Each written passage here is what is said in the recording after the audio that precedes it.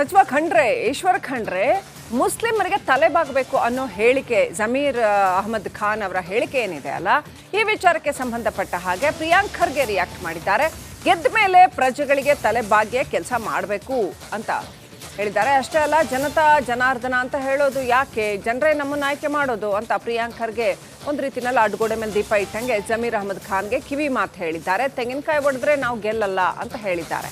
ಇಲ್ಲಿ ಪ್ರಶ್ನೆ ಮೂಲಭೂತವಾಗಿ ಇರೋದು, ಮುಸ್ಲಿಮರು, ಹಿಂದೂಗಳು, ಒಕ್ಕಲಿಗರು, ಲಿಂಗಾಯತರು ಅಂತ ಯಾಕೆ ಜನರನ್ನ ನೋಡಬೇಕು? ಗೆದ್ದ ಮೇಲೆ ಪ್ರತಿಯೊಬ್ಬರು ಒಂದೇ, ಈ ಕರ್ನಾಟಕದ ಪ್ರಜೆಗಳು ಅಂತ ಪ್ರತಿಯೊಬ್ಬರನ್ನು ಸಮಾನವಾಗಿ ನೋಡಬೇಕು. ಯಾಕೆ ಕಾಂಗ್ರೆಸ್ನಲ್ಲಿ ಇಷ್ಟು ದೊಡ್ಡ ಪ್ರಮಾಣದಲ್ಲಿ ಜಾತಿ ರಾಜಕೀಯ, ಸಮುದಾಯ ರಾಜಕೀಯ ಅನುಕ್ಷಣ ಗರಿಗೆದರ್ತಾ ಇದೆ ಅನ್ನೋದು ಪ್ರಶ್ನೆ. ಕೆಲಸ ಮಾಡ್ಲಿಕ್ಕೆ ಸಾಗರ್ ಖಂಡ್ರೆ ನೋಡಿ, ಗೆದ್ದ ಮೇಲೆ ಜನರಿಗೆ, ಪ್ರಜೆಗಳಿಗೆ ತಲೆ ಬಾಗ್ಬಿಟ್ಟೆ ಕೆಲಸ ಮಾಡಬೇಕು. ಜನತಾ ಜನಾರ್ದನ್ ಅಂತ ನಾವು ಯಾಕೆ ಹೇಳ್ತೀವಿ? ಜನರು ನಮ್ಗೆ ಆಯ್ಕೆ ಮಾಡೋದಲ್ವಾ.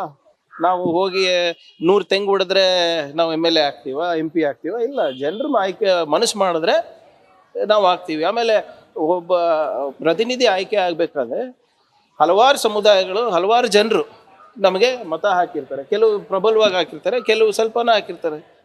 ಹಂಗಂತ ನಾವು ಇದರಿಂದಾನೇ ಆಗಿದ್ದು ಅದರಿಂದಾನೇ ಆಗಿದ್ದಲ್ಲ. ನಮಗೆ ಮ್ಯಾಂಡೇಟ್ ಸಿಕ್ಕಿರೋದು ರಾಜ್ಯದಲ್ಲಿ ಕೆಲಸ ಮಾಡಲಿಕ್ಕೆ.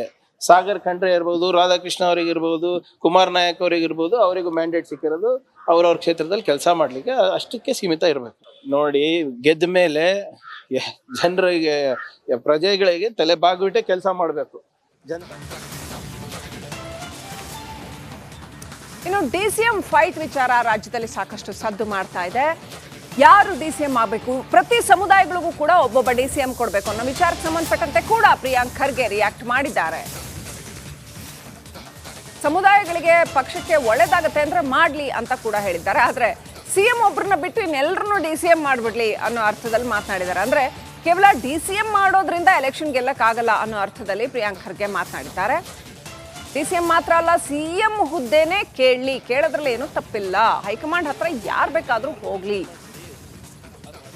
ರಾಜ್ಯಕ್ಕೆ CM ಒಬ್ರಿಗೆ ಮಾಡಿ ಎಲ್ಲರಿಗೂ DCM ಮಾಡಿಬಿಡಿ. ಅದರಿಂದ ರಾಜ್ಯಕ್ಕೆ ಒಳ್ಳೇದಾಗುತ್ತೆ, ಪಕ್ಷಕ್ಕೆ ಒಳ್ಳೇದಾಗುತ್ತೆ, ಸಮುದಾಯಗಳಿಗೆ ಒಳ್ಳೇದಾಗುತ್ತೆ. ಮಾಡಲಿ, ಹೈಕಮಾಂಡಿಗೆ ಬಿಟ್ಟಿದ್ದು. ನೀವು DCM ಅಲ್ಲ CM ಕೇಳ್ಬೋದು ಅಂತ ಹೇಳಿದೀವಲ್ಲ. ಆದರೆ ಯಾವ ವೇದಿಕೆ ಮೇಲೆ ಕೇಳಬೇಕು, ಎಲ್ಲಿ ಕೇಳಬೇಕು? ಈಗ ನಾನು ಬಂದು ಇಲ್ಲಿ ನಿಮ್ಮ ಹತ್ರ ಕೇಳಿದ್ರೆ ನನಗೆ CM ಮಾಡಿ, DCM ಮಾಡಿ, ಮಂತ್ರಿ ಮಾಡಿ ಅಂದರೆ ಆಗುತ್ತಾ ಸರ್? ಹೈಕಮಾಂಡ್ ಹತ್ರ ಹೋಗಬೇಕು, ಅಲ್ಲಿ ಕೇಳಬೇಕು. ಇಲ್ಲಿ ಸುಮ್ಮನೆ ನಮಗೆ ಮ್ಯಾಂಡೇಟ್ ಸಿಕ್ಕಿರೋದು ಯಾವುದಕ್ಕೆ? ಜನರಿಗೆ ಕೆಲಸ ಮಾಡೋಕ್ಕೆ. ಜವಾಬ್ದಾರಿ ಸಿಕ್ಕಿದೆ ಅಲ್ಲ, ನಾವು ಮಂತ್ರಿ ಆಗಿದ್ದೀನಿ. ನನ್ನ ಇಲಾಖೆನಲ್ಲಿರುವಂಥ ಎಲ್ಲ ಯೋಜನೆ ಜನರಿಗೆ ತಲುಪಿಸೋದು, ಮತ್ತು ಅಧಿಕಾರ ಹಂಚೋದು ಫಸ್ಟ್ ಕಾರ್ಯಕರ್ತರಲ್ಲಿ ಹಂಚ್ಬೇಕು. ನಾವು ಅವರಿಂದ ತಾನೇ ನಾವು ಇರೋದು. ಕಾರ್ಯಕರ್ತರಿರ್ಬೋದು, ನಮ್ಮ ಸ್ಥಳೀಯ ಮುಖಂಡರಿರ್ಬೋದು. ಅದಾದ್ಮೇಲೆ ನಮ್ಮ ಸರಣಿ ಇದೆ. ನಮ್ಗಾಗಲೇ ಜನರ ಆಶೀರ್ವಾದ ಮಾಡಿದ್ದಾರೆ, ಪಕ್ಷನೂ ಆಶೀರ್ವಾದ ಮಾಡಿದ್ದಾರೆ. ನಿಮ್ಮ ಬೇಡಿಕೆ ಏನಾದರೂ ಇರಲಿ, ಎಲ್ಲಿ ಯಾವ ವೇದಿಕೆನಲ್ಲಿ ಕೇಳಬೇಕು ಅದಕ್ಕೆ ಕೇಳಿದ್ರೆ ಸೂಕ್ತ ಅಂತ ಅಷ್ಟೇ. ಹೈಕಮಾಂಡಿಗೆ ಭೇಟಿ ಆಗೋಕ್ಕೆ ಎಲ್ಲರಿಗೂ ಅವಕಾಶ ಇದೆ. ನೀವು ಭೇಟಿ ಆಗ್ಬೋದು, ನಾನು ಭೇಟಿ ಆಗ್ಬೋದು. ಯಾವ್ಯಾವ ಪ್ರಸ್ತಾವನೆ ಹೇಳಬೇಕು ಅಲ್ಲಿ ಹೈಕಮಾಂಡ್ ಹತ್ರ ಹೇಳ್ಕೊಬೋದು. ನಿಮ್ಮ ದೂರನ ಇರ್ಬೋದು, ನಿಮ್ಮ DCM ವಿಚಾರನ ಇರ್ಬೋದು, CM ವಿಚಾರನ ಇರ್ಬೋದು. ನಮ್ಮಲ್ಲಿ ಆಂತರಿಕ ಪ್ರಜಾಪ್ರಭುತ್ವ ಇದೆ, ಅದಕ್ಕೆ ತಪ್ಪೇನಿದೆ? ಈಗ ನಾವು ಹೋಗಿ ನಮ್ಮ ಹೈಕಮಾಂಡ್ ಹತ್ರ ಹೇಳ್ಕೊಳ್ಳಿಲ್ಲ ಅಂದರೆ ಹೇಗೆ ಹೇಳಿ? ಈ ಮಾಧ್ಯಮದ ಮುಂದೆ ಹೇಳಿದ್ರೆ ಏನಾದರೂ ನಮಗೆ ಅದಕ್ಕೆ ಸ್ಪಂದನೆ ಸಿಗುತ್ತಾ? ಹೈಕಮಾಂಡ್ ಹತ್ರನೇ ಹೇಳ್ಕೋಬೇಕು. ಹೈಕಮಾಂಡಿಗೆ ಭೇಟಿ ಆಗೋಕ್ಕೆ ಎಲ್ಲರಿಗೂ ಅವಕಾಶ ಇದೆ. ನೀವು ಭೇಟಿ ಆಗ್ಬೋದು, ನಾನು ಭೇಟಿ ಆಗ್ಬೋದು. ಯಾವ್ಯಾವ ಪ್ರಸ್ತಾವನೆ ಹೇಳಬೇಕು ಅಲ್ಲಿ ಹೈಕಮಾಂಡ್ ಹತ್ರ ಹೇಳ್ಕೊಬೋದು. ನಿಮ್ಮ ದೂರನ ಇರ್ಬೋದು, ನಿಮ್ಮ DCM ವಿಚಾರನ ಇರ್ಬೋದು, CM ವಿಚಾರನ ಇರ್ಬೋದು. ನಮ್ಮಲ್ಲಿ ಆಂತರಿಕ ಪ್ರಜಾಪ್ರಭುತ್ವ